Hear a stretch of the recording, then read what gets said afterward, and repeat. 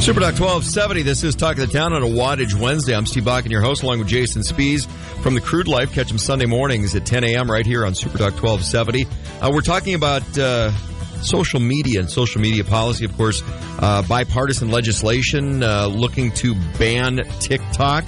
A lot of states have already said not on government devices. You're not using that platform because of the security reasons. We've got a case right here in North Dakota, like a Foo Fang up near Grand Forks, a farm operation. They're going to be using drones and very close to the Grand Forks Air Force Base and some of the UAV stuff that's going on at the University of North Dakota.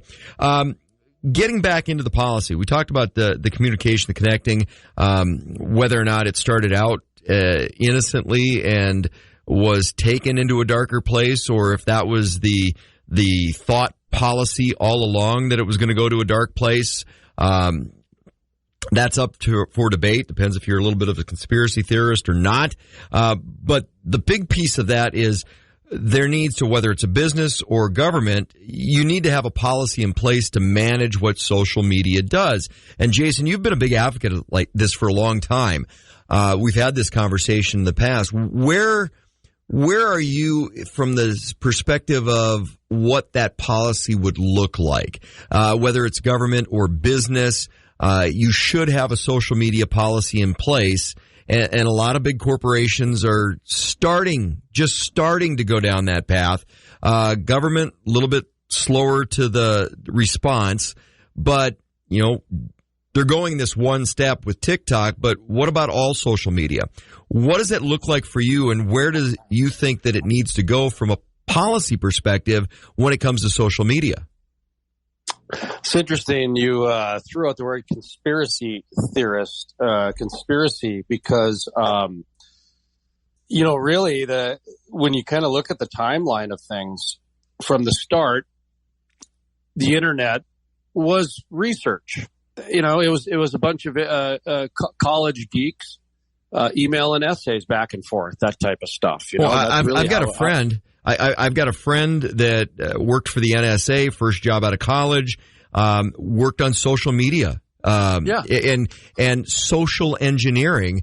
And a lot of that came out of the Vietnam War that, okay, we need to control the hearts and the minds of the populace so that we can have a positive outcome for an incursion. And we saw that with Vietnam and where that ended. They were dropping leaflets all over the place and trying to win the hearts and the minds of doing, okay, the military can only do so much. And according to my friend, that's where a lot of these programs started was, okay, well, how do we do something a little bit more insidious that is going to control the hearts and the minds of people? How do we control that population? And they swear that's where that started. Now, the program that they were working on through the NSA shut down. It shut down the day Facebook launched. So if you want to connect dots from a conspiracy theorist perspective, but I've talked to not only them, but a few other people that have worked inside government that say, they just went to Silicon Valley, found the dumbest smart kid they could find that just wanted to make money, and it happened to have been Mark Zuckerberg. Well, that sounds believable. That sounds very believable to me. But in all honesty, whether you believe that conspiracy theory or not, really is irrelevant, because where we're at today, in today's actual society, that whole sequence of events is a conspiracy theorist, because we know now through documentation that Elon Musk is doing through these Twitter dumps and everything, that there are high-ranking government officials that have access to social media executives that can control the First Amendment of people during an election. That's a conspiracy, Steve, right there. Yeah, there's no theory about that. We're getting the dumps. There's no theory anymore. It is now documented that there is a conspiracy now. Whether it's going to be factual in a court of law is a different story. So anyone who poo-poos that there's a conspiracy involved with anything to do with social media really has no idea what they're talking about. Okay? Now, the failing for me, where this gets really, where it goes off the rails for me, is we've always had a watchdog for this, and it's been the mainstream media. And now the mainstream media has become complicit with that political agenda. And that's where we're in trouble. That's where we're really in trouble. Media decided to go for the low-hanging fruit and take, the money from a half a dozen advertisers instead of taking $5 and $10 a month from the people like they used to. Well, it turned into National Enquirer reporting. Yeah. Oh, absolutely. In fact, you want to know how you can tell a credible news organization?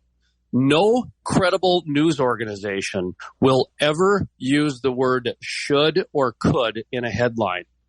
Right. A credible news organization will actually deliver facts.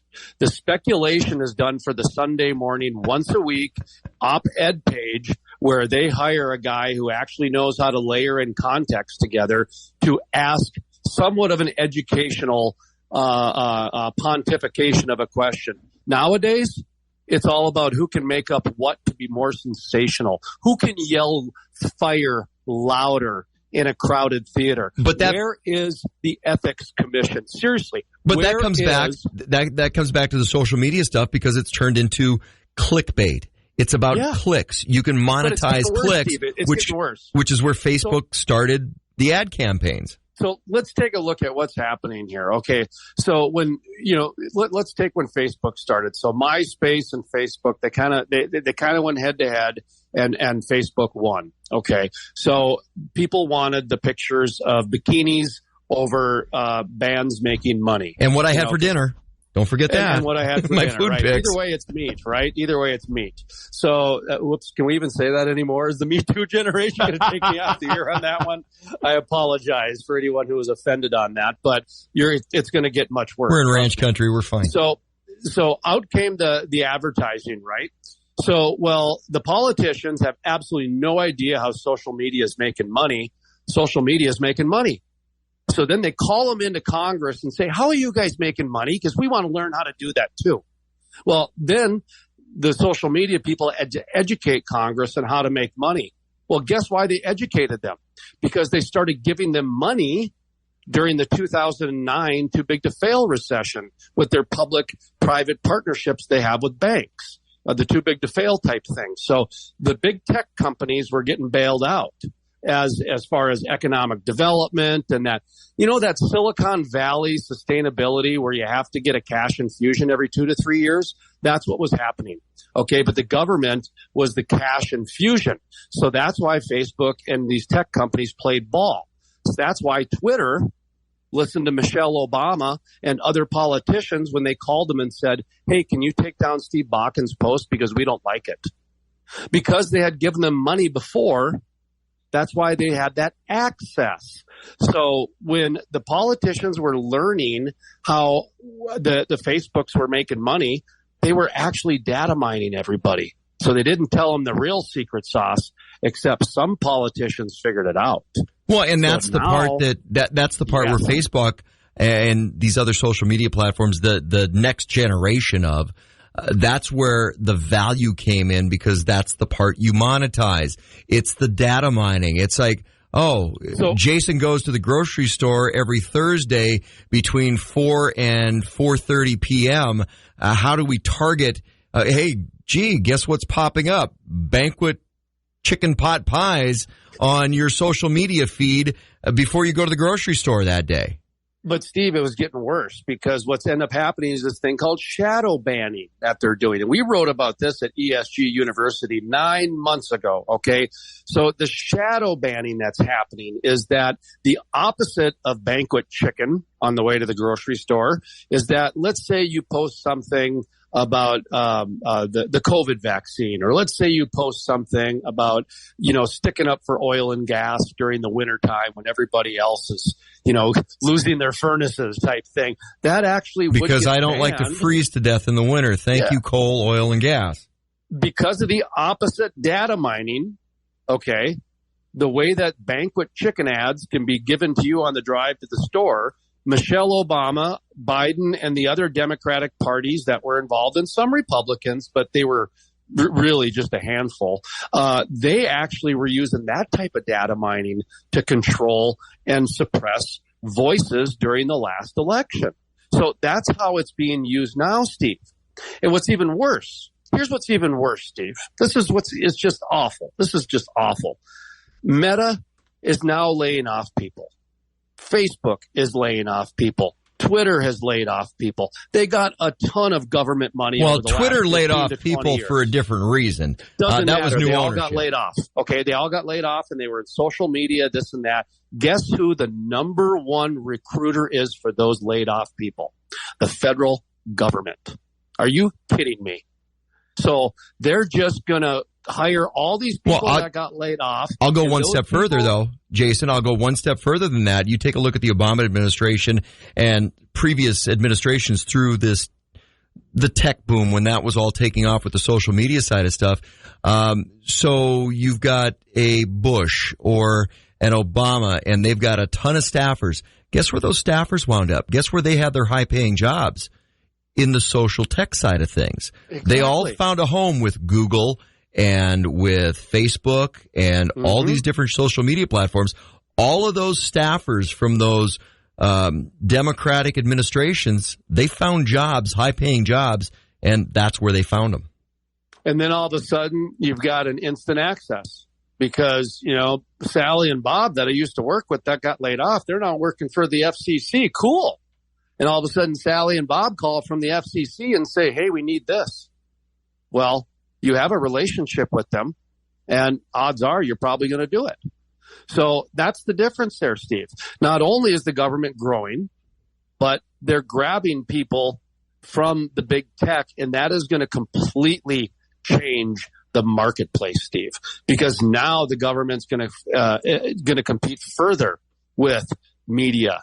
Because they're creating their own little media pods now, and they're not giving access to the traditional media or the legacy media. So now what they're going to do is they're going to compete more with the IT world as well. Well, now and just from a mainstream media, you take a look at who gets questions answered at White House press conferences.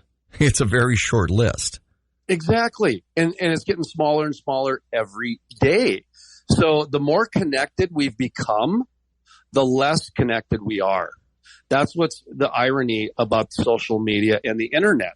And so it's going to change the entire marketplace, Steve. I mean, the worst part is there's not one Republican in the state of North Dakota that I'm aware of that even understands or cares that the government is growing beyond belief and just ruthlessly competing in the private sector. All right, Jason, that's a great place to take a pause because when we come back, I want to talk about what that policy should look like, what social media policy should look like when we come back from the break. This is Talk of the Town on Super Talk 1270. I'm Steve Bakken along with Jason Spiess from the Crude Life. You can catch him Sunday mornings, 10 a.m. right here on Super Talk 1270. This is a Wattage Wednesday. When we come back, more with Jason and social media side of things and how that plays into oil and gas and what policy should look like. And then I get a little quiz for him at the bottom of the hour.